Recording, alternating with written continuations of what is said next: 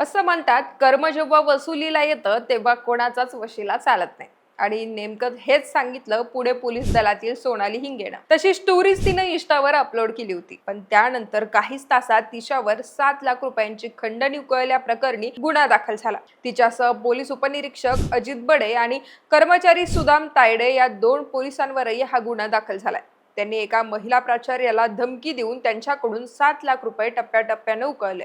पण Insta रील्सवर lady Singham म्हणून वावरणारी Sonali Hinge real life मध्ये खंडणीखोर निघाल्यानं या प्रकरणाची राज्यात चर्चा रंगली आहे. पुणे पोलीस दलात सुद्धा या घटनेमुळे एकच खळबळ उडाली आहे. खंडणीखोर पुणे पोलीस खाकीला डाग आहेत असं म्हणत पुणेकर आता या घटनेबद्दल संताप व्यक्त करतात. कारण सामान्य जनतेचं रक्षण करण्याची जबाबदारी ज्यांच्यावर असते ते पोलिसच जेव्हा वर्दीचा गैरवापर करून खंडणी उकळतात तेव्हा खाकीवरील विश्वास नक्कीच डळमळीत होतो. पण ज्या प्रकारामुळे पुणे पोलीस दलाची मान शरमेनं झुकली आहे ते प्रकरण नक्की काय आहे, यातील आरोपी सोनाली हिंगे आहेत कोण, ते या व्हिडिओतून जाणून घेऊयात. नमस्कार, मी पूजा आणि आपण पाहताय देदनका. मंडळी, ही घटना उजेडात यायच्या काही तास आधीच पुणे पोलीस दलात खळबळ उडून देणारी एक घटना समोर आली होती. पुण्याच्या वाघोली पोलीस ठाण्यातील 3 पोलीस कर्मचाऱ्यांना निलंबित करण्यात आलं. किरण अब्दागिरे, गणेश खाडे आणि किरण कांबळे अशी त्या पोलीस कर्मचाऱ्यांची नावं आहेत. IT क्षेत्रातील तरुण तरुणीला सेक्स रॅकेटमध्ये अडकवण्याची धमकी देत आणि तरुणाला मारहाण करत त्याच्या फोन पे मधून पैसे उकळण्याचा धक्कादायक प्रकार बुधवारी उघडकीस आला होता. या प्रकरणात 3 पोलीस कर्मचारी सहभागी असल्याची माहिती पोलीस आयुक्त अमितेश कुमार यांना मिळताच त्यांनी थेट त्यांच्या निलंबनाची कारवाई केली. आता ही घटना ताजी असतानाच इतर 3 पोलिसांचा पराक्रम समोर आलाय. 7 लाखांच्या खंडणी प्रकरणी त्यांच्यावर बंड गार्डन पोलीस ठाण्यात गुन्हा दाखल झाला असून पोलीस आयुक्त अमितेश कुमार यांनी कडक कारवाईचे आदेश दिलेत. यातील सोनाली हिंगे ही शिवाजीनगर पोलीस स्टेशन येथे दामिनी मार्शल म्हणून कार्यरत आहे. सुदाम तायडे हा इथलाच एक कर्मचारी आहे, तर अजित बडे हा सायबर पोलीस ठाण्यात PSI असल्याचं सांगण्यात येत आहे. वेगवेगळ्या माध्यमांनी दिलेल्या माहितीनुसार काही दिवसांपूर्वी या तिघांनी संगनमत करून एक कट रचला. पुण्यातील एका शैक्षणिक संस्थेच्या महिला प्राचार्याला आपल्या जाळ्यात ओढलं. PSI बडे त्या महिला प्राचार्याकडे जाऊन त्यांना भेटला आणि एका मुलीची कागदपत्र तुम्ही काढून ठेवली आहेत का अशी विचारणा केली. त्यावर प्राचार्यांनी नियमानुसार कागदपत्र ठेवतो असं स्पष्ट केलं. त्यावर PSI बडेनं संबंधित विद्यार्थिनीने तुमच्या विरोधात अर्ज केल्याचं तसंच त्या विद्यार्थिनीला तुम्ही बंदुकीचा धाक दाखवून गाडीत ओढल्याची देखील तक्रार असल्याचं प्राचार्यांना सांगितलं. त्यामुळे तुमच्याकडे पिस्तूल आहे का अशी विचारणा PSIनं प्राचार्यांना केली. तक्रारदार मुलीचं वय 18 वर्षापेक्षा कमी असल्याचं पोक्सो अंतर्गत तुमच्यावर कारवाई होऊ शकते. तुम्हाला अटक केली जाईल. यात तुमच्या संस्थेचीही बदनामी होईल.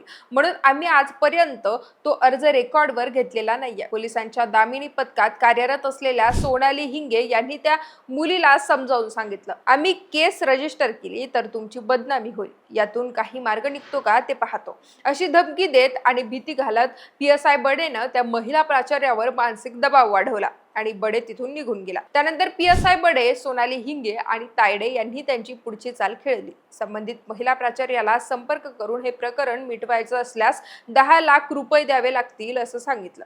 प्राचार्यांनी सुरुवातीला पैसे द्यायला नकार दिला, पण त्यावर बडेनं पुन्हा धमक्या दिल्या.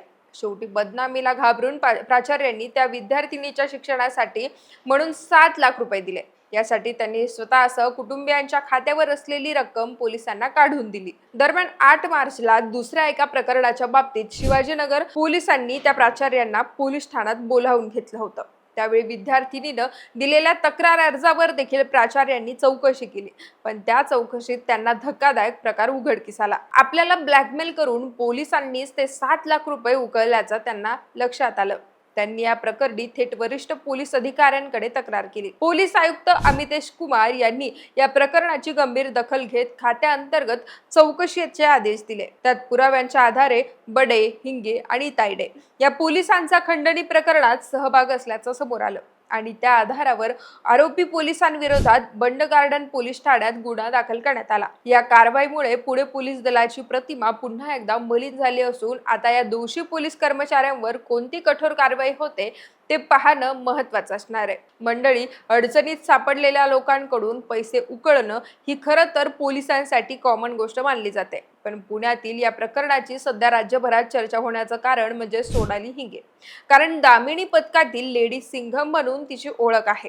पुण्यातील शिवाजीनगर पोलीस स्टेशनच्या हद्दीत 7व्या वर्गात शिक्षण घेणाऱ्या एका मुलीची घरची परिस्थिती हालाखीची असल्यानं तिच्या कुटुंबियांनी तिचं शिक्षण थांबवलं आणि लग्न लावून द्यायचं ठरवलं होतं.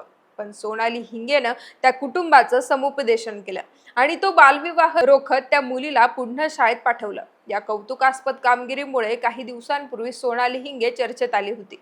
याशिवाय वेगवेगळ्या विषयांवर ती विद्यार्थ्यांना प्रेरणादायी भाषण देत असते. पोलीस दलातील कामगिरीमुळे देखील तिला अनेक पुरस्कार मिळालेले आहेत. एक मॉडेल म्हणून तिच्याकडे पाहिलं जातं.